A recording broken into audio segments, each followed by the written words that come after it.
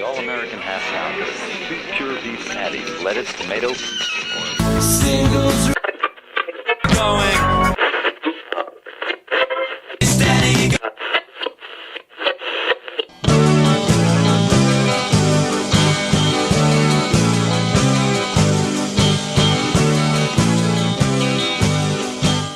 This is Singles Going Steady, the podcast dedicated to exploring great singles with a particular eye to the punk, new wave, and DIY eras of the last century. I'm Steve McGowan. And I'm Adrienne Meddock. We're in a band, The Beef People, and we released a single in 1986 on our own label, Zub Records.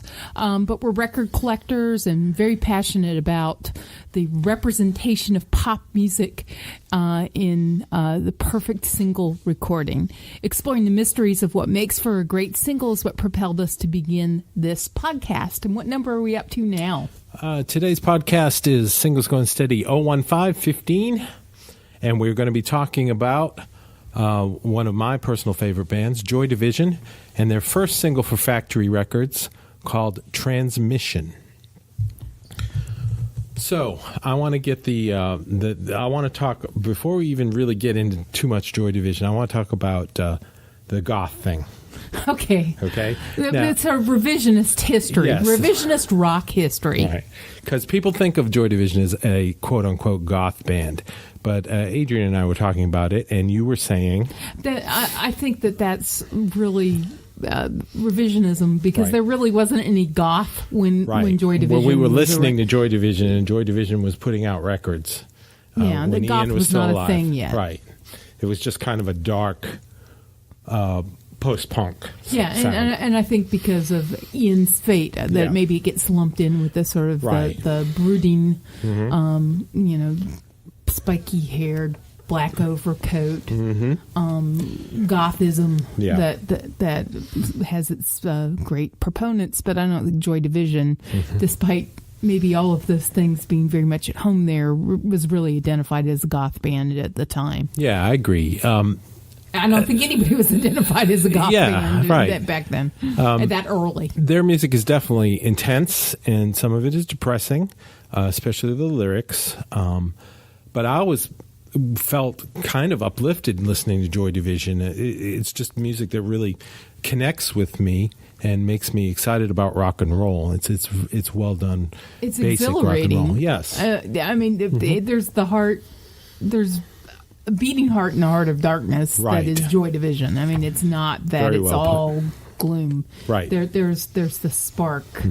There's signs of life in there. So this was their first single for Factory. It was released in 1979. It's Factory Records 13. And the song is called Transmission. We're going to listen to a little bit of it now. Joy Division, Transmission.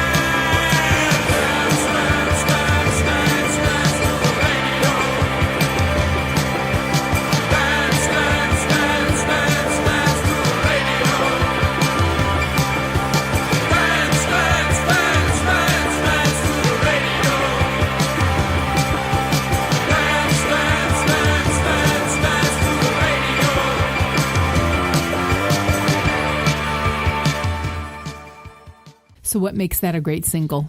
Well, there's a lot of things going on there, I think. Just in the playing, first of all, you've got Peter Hook and his lead bass.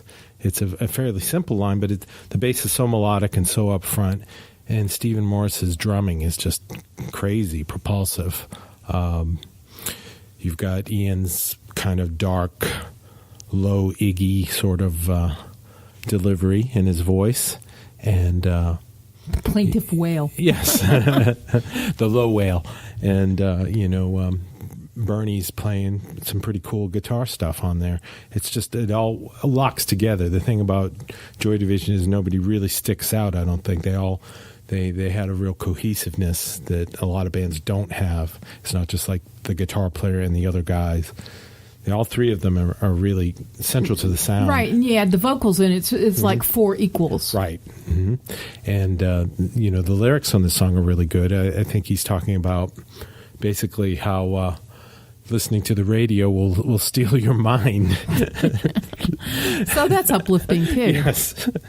And this record, while being a remarkable song, it also has a really, really cool sleeve. Yeah, and this is part of that whole Manchester resurgence or surgence, I guess, of great art coming out at the late 70s, early 80s.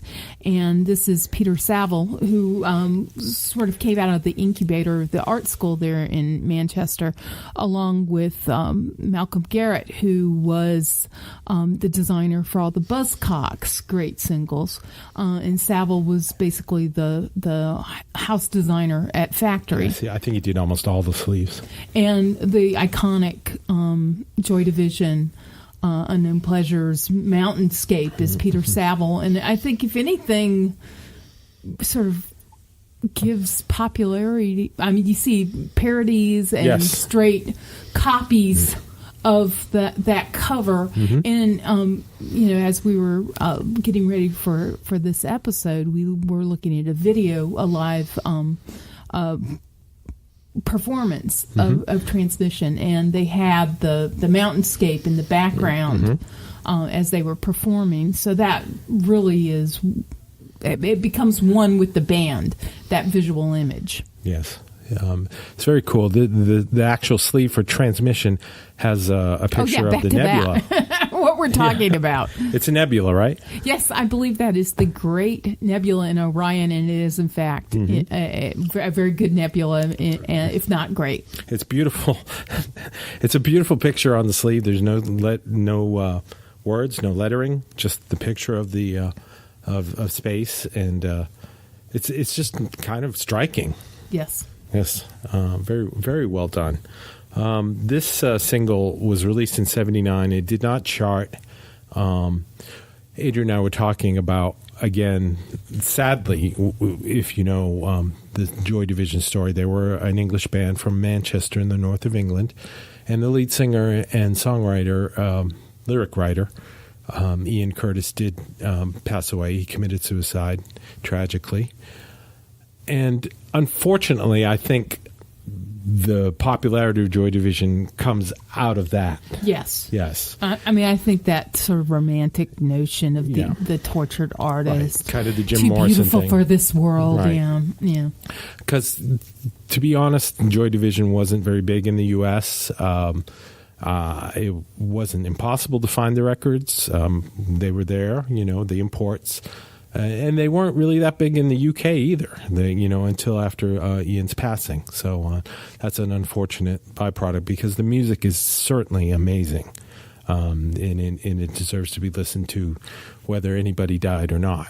And the fact that the survivors went on, and formed New Order, and had a great deal of success with not drastically different, right? That essentially. Well, maybe the sort of heart of gloominess that is at the core of Ian's vocals and lyrics, maybe that would have not received, had he lived, received the sort of attention that New Order ended up receiving. But right. And we'll be talking about New Order in future podcasts for sure, because they have had a number of great singles that we need to talk about. But right now we're on the early version, the Joy Division Time, and this is a great single, Transmission. You can get it on the one of the compilation records. I know. What is it called? Substance, Joy Division Substance. It's on that, and it was never on either of their official album releases, Closer or Unknown Pleasures. But it's a great song. It's worth checking out. It's gloom you can dance to. Yes, it is gloomy dancing music, and it's beautiful. It's beautiful and gloomy. Do you have an idea of somebody that could cover this song besides Mandy Moore? Now, if it's not Bette Midler or Mandy Moore, I'm really not sure. But being able to sort of capture that sadness and yet have hopefulness. I'm thinking of an actor that. Bill Shatner? I was thinking it's kind of like musical Tobey Maguire kind of thing. But what's the musical version of that? No, I think you probably nailed it. So I don't know if he can hum or sing or, You know who I'd love to hear sing this is Rufus Wainwright. Oh, well, you want to hear Rufus sing anything. But I think yeah. Rufus would absolutely murder this. I think that would be right up his alley, so to speak. His operatic alley. Yes, and... So we'll get with our people and see what we can do about that. And we have to check out Rufus for singles too. Yeah, we do. Put that in Absolutely. the hopper. What's your recommendation this week, Adrienne? What is my recommendation? Need to think about it? I think I need to. I had one and it's escaped. I need to. I have a couple, and they're both Joy Division related. Aricept is my my recommendation. Self-recommendation. The book, Touching from a Distance, is written by Ian's widow, Deborah Curtis. It's a sad book, but it is written with a lot of love. If you're really into the story, you should get it because, she was there. She knows the whole thing. Coming from that book, Touching from a Distance, is a really stellar movie. It's called Control. It's about Joy Division. It's taken from the book. And it's done by Anton Corbijn, who's a kind of a famous rock photographer, famous photographer. He did all kinds of really cool pictures. He's done a lot of stuff for U2. I think he did the Unforgettable Fire cover. And he's done some really great shots for Joy Division. And the movie is very well put together. Follows the whole career of the band from when they formed until Ian's passing. And it has a lot of cool live stuff, even though it's not the real band. It's very believable. Great movie, Anton Corbijn, Control. If you haven't seen it, check that one out. That's my recommendation. And the book Touching from a Distance by Deborah Curtis. And I remembered my recommendation. I thought you would. My recommendation is to not romanticize mental illness, but to seek treatment. It's endlessly sad that kids romanticize someone who's such a tragic figure because of the tragedy, not because of the talent. And it's true that people are afraid to seek treatment because they're afraid they will lose whatever that special spark is that they have. But I think New Order proves that a more a less gloomy version of Joy Division, the world was ready to embrace, and they could have done it with Ian singing. I know. But we've lost too many great, just in music, just talking about music, with people that have had trouble with suicide and, what happened to Anthony Bourdain just recently was just terrible, and I felt like he was a friend of mine. Yeah. I knew the music he liked. He liked the Ramones and the Dead Boys, and he would have been a fantastic guest on our podcast. He knew all about the New York scene, and just if you know somebody or you can help somebody, or if you're that somebody, please reach out. So anyway, great music, Joy Division, great band, Transmission, 1979. That's it for today. Romanticize it for the right reasons. That's right, because it's great music. And that's it for Singles Going Steady, number 15015. And we will talk to you next time. See you soon. Bye. To learn more about the artists and recordings we just talked about, visit our website at zubrecords.com and click on the Singles Going Steady icon. You'll also find links to the persons, places, and things we recommend, and much more. You can find episodes of Singles Going Steady on our website or wherever you get your favorite podcasts. Singles Going Steady is brought to you by the power and majesty of Zub Records. Zub Records. Smart sounds for sharp people.